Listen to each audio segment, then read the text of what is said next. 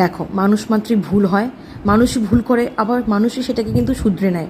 কাজেই তুমিও কিন্তু একটা সময় ভুল করেছো, তোমার সেই ভুলটা কিন্তু ইচ্ছাকৃত ছিল না, তুমি ভুল করে ফেলেছো। সেটা সময়ের দোষ হতে পারে, বয়সের দোষ হতে পারে, যাই পরিস্থিতি থাকুক না কেন, তখন একটা ভুল হয়ে গেছে। কিন্তু সেই ভুলটার জন্যে নিজেকে দোষী সাব্যস্ত করার কোনো দরকার নেই, নিজেকে ব্লেম দেওয়ার কোনো দরকার নেই, নিজেকে অপরাধী বানাবার কোনো প্রয়োজন নেই। এই ভুলটা সবার মধ্যেই হয়, সবার সাথেই হয়, সবার সাথে কোনো না কোনো ঘটনা কিন্তু ঘটেই থাকে, তুমি একা নয়। কাজেই তোমার অতীতে কি ভুল তুমি করেছো তার জন্য তুমি নিজেকে অপরাধী বানাবে, নিজেকে দোষী সাব্যস্ত করে দিনের পর দিন নিজের প্রেজেন্ট এবং ফিউচারটাকে কষ্টেতে ভরিয়ে দেবে, এটা কিন্তু ঠিক না।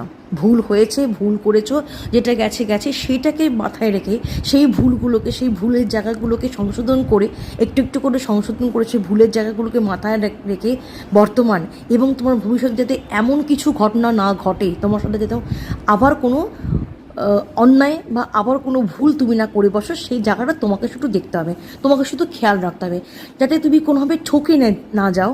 সেই জায়গাটা তোমাকেই দেখতে হবে, কারণ তুমি বারবার ঠকে যেতে পারো না।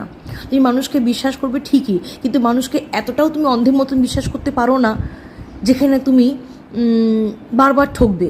এটা এটা কিন্তু তোমার বাবা মাও নয়, তোমার ভাই বোন নয় যে হ্যাঁ তুমি তাদেরকে অন্ধের মতন বিশ্বাস করলে ঠিক আছে। তাদেরকে কিন্তু অন্ধের মতন বিশ্বাস করা গেলেও আদার্স তুমি কিন্তু চট করে কাউকে অন্ধের মতন বিশ্বাস করতে পারো না। কাজেই যেটা হয়ে গেছে সেটাকে নিয়ে আফসোস করে তো কোনো লাভ নেই।